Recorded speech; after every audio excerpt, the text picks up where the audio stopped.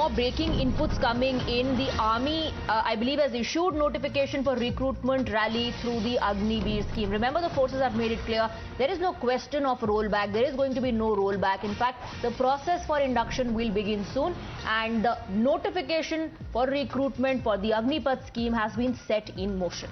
And the army also said that this will also go a long way in assuaging the protests that are taking place, because the scheme is now set in motion for the kind of concerns that the aspirants had. It has already been addressed by the service chiefs, and now that the scheme has been set in motion, the recruitments are also all set to begin, with the Agnipath notification already being issued by the armed forces. Well, that's a big development coming in. The notification has been issued, as was in fact said by senior officers of the forces, that there is no question of a rollback. Let's go across to Shivani now. Shivani, so the notification has been issued amidst protest, amidst all the provocative statements being made.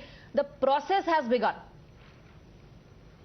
Exactly. Army happens to be the first set of force that has now issued the notification just minutes back, and it was being said that the armed forces are as per schedule, as the Agnipath scheme was announced on 14th of January, and we saw a lot of protest, arson against the scheme. But the army is as per schedule, and army has now released this notification, and the youngsters who are eligible, they can apply from the website joinindianarmy.nic.in, and they can just check the details and the notification that has been now released. And after this, tomorrow the Indian Navy will be releasing the notification for the first rally for recruitment through Agnipath scheme, and thereafter on 24th the Indian Air Force will be also releasing the notifications for the same. So as we see a lot of protests happening, a lot of politicization happening, the army is going as per schedule, and it is now releasing the notifications for these recruitments that will be taking place in the subsequent months, and the process is on time. Okay, all right. So as has been said by the centre, this means the recruitments will begin now, and by December they'll have the first set of Agniveers, isn't it, Shivani? Because, and this also establishes the fact, as has been confirmed by the centre, that there is no question of a rollback, something that the opposition is insistent on. Exactly. The centre has made it very clear that it has thought well about. No question.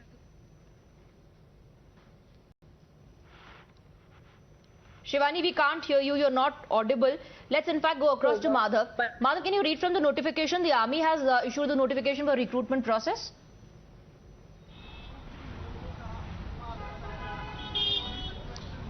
Well, yes, that notification is just coming in. In fact, I'm just trying to open that on my phone, and it very specifically says that registration is mandatory. Online registration is mandatory. All candidates should log in to join the Indian Army website, and the registration will be open from July onwards by respective AROs for Agniveer General Duty, Agniveer Technical, Agniveer Technical Aviation Ammunition Examiner, Agniveer Clerk, Storekeeper, Technical, Agniveer Tradesman, 10th Pass, and Tradesman as per the schedule. The different salient conditions as well as terms and conditions of the service have been given of discharge, of enrollment of regular cadre as well as employability. Okay, Madhav, stay with us. In fact, Prithveen is joining us with these details of the notification. Prithveen, over to you.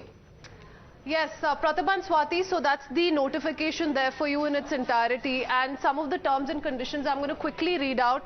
The important points here, as far as the enrollment is concerned, now this is only for the Army. The Navy and the Air Force will also be coming out with their terms and conditions separately. We'll break down those details. As far as this notification is concerned, about the enrollment, candidates will be enrolled under Army Act 1950 for a service duration of 4 years, including the training period. So nothing changes. It remains as per what has been announced by the three forces. Agniveers so enrolled will be subjected to Army Act 1950, liable to go wherever ordered by land, sea or air. As far as the service is concerned, it will commence from the date of enrollment. So that's an important point. Once they're enrolled, that's when the 4-year period will begin. Agniveers would follow a distinct rank in the Indian Army, different from any other existing ranks. There's a bit on leave, uniform pay and allowances also that has been mentioned here. Agniveers will be liable to be assigned any duty in organizational interest as decided from time to time. Personnel enrolled through Agniveer scheme will be required to undergo periodical medical checkups.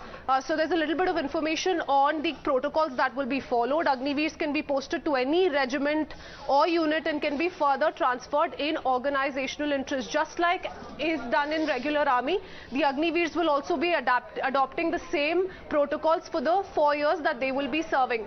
As far as the discharge is concerned, important to point out, all Agniveers will be discharged on completion of 4 years of service. So their enrollment begins on day 1 itself, and upon 4 years is when they will be discharged. All right. Stay with us. We have Mr. Maruf Raza on the phone line with us.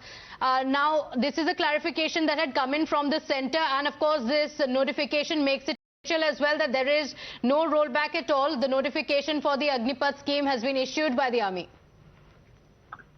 Yeah, I didn't see any need for a rollback. After all, this scheme has been announced after due deliberation at various levels, and it's been going on for months, if not years, when they were trying to find a solution to the manpower issues concerning the armed forces and the army in particular.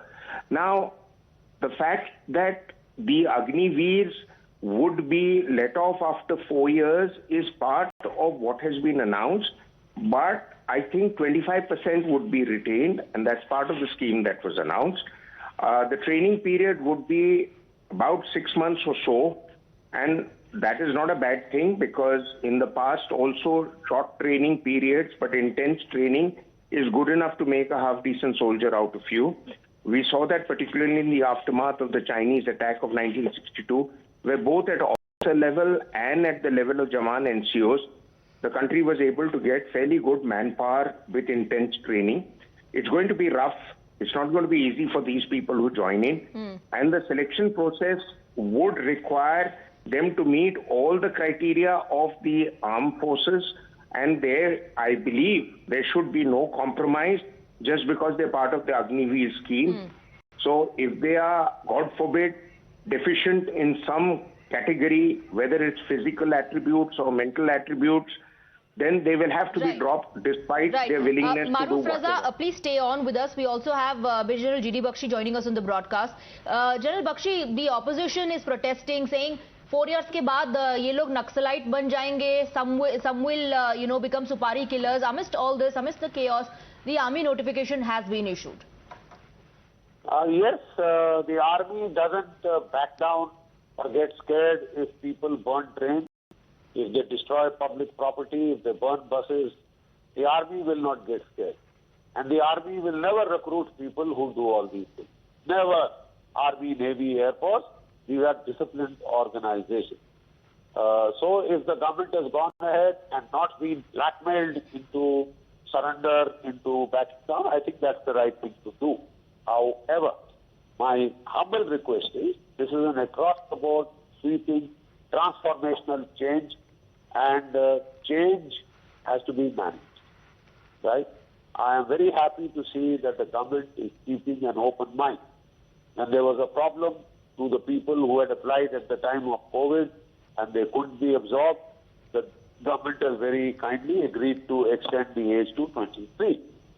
So people are, trying to identify problem areas and tweaking and fine-tuning wherever possible to get it set right.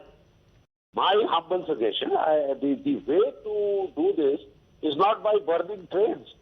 The way to getting desired changes, if you so want, is not by burning trains, is by dialogue, discussion. I mean, I had certain grey areas. I went to the serving colleagues. I met the people, including General Puri and the others. They were kind enough to brief me and allay my apprehension. But the fact of the matter is that we veterans have also shed our life and blood and, नमक खाया है, फौज का, सरकार का, भारत वर्ष का, खा रहे हैं. So we at best can give you suggestion. We at best can give you the whatever apprehensions we have. The decision is of the present guys in uniform. He has to win the next war. I have won the war that I had to fight in 71 war. I had won in Kargil. We have won in CICT operations in Punjab, in Kishtwar, Rajouri, Punch. Now I have fought my last battle. I can only advise the present people. Responsibility is there. They have to win the next war for us, for India. Right? So my humble suggestion was, just tweak it a bit. Go ahead with your scheme. Don't stop it. But tweak it a bit. Instead of 4, make it 7 years. You see, when I joined the army and we were fighting the 71 war, what was the average color service of the Jawan? 7 years. Right. So 7 years meant that whatever training we gave him, we had some time to extract value out General of it. Bakshi, based on what you've heard so far and your interactions like you are mentioning, do you think that, once the scheme starts and once the first batch is inducted, maybe these suggestions will be taken up, maybe changes will be made? Yeah, that is a natural progress. Whenever something new is introduced, you see how it's working out, you take a feedback from your environment, and if necessary, you carry out, you tweak the original plan, you fine-tune the original plan. The aim is to get a young army. Everybody agrees. There is a problem that the pay and pension bill is ballooning, that the capital budget is going down. We have to buy so much equipment. Right. The Air Force needs 45 squadrons. That's right. Major General, because the centre has also said that this is a dynamic process. They're open to accommodate the concerns of the aspirants as well. Thank you so much for joining us. In fact, let's go across to Kritsween, who will get us the details of the recruitment process that has been put out by the army. Kritsween? It's a 20-page notification. Pratibha, I just broke down details of the enrollment and discharge, but this section is also very important. So let's quickly talk about it. Pay allowances and allied benefits, because this is also where pretty much of the entire current debate comes in. Their pay scale has been broken down, all the 4 years, and how much increase will they be receiving each year. The part B talks about Seva Nidhi package. On discharge at 4 years, 5.02 lakhs will be matched by the Government of India, an amount of 10.04 lakh rupees, and accrued interest will be given to the Agniveers. In case of Agniveers who are subsequently selected for enrollment in the Indian Army as regular cadre, the Seva Nidhi package to be paid to them will comprise only their contribution, including accrued interest thereon. Then it talks about the payment modality and the allowances as well. So importantly, the life insurance cover. It's a very detailed notification, talks about each and every aspect. Seva Nidhi we've covered already. It also talks about the benefits for personnel exiting at 4 years of service, because so much is being spoken of what after these 4 years for the Agniveers. Point B says Agniveer skill certificate. At the end of engagement period, a detailed skill set certificate will be provided to the Agniveers, highlighting the skills and level of competency acquired by the personnel during their engagement period. Also, the class 12 certificate for all those who've been enrolled after qualifying class 10. That was another question being raised by many when the scheme was first announced. Goes on to talk about the procedure for online registering, a very detailed one at that.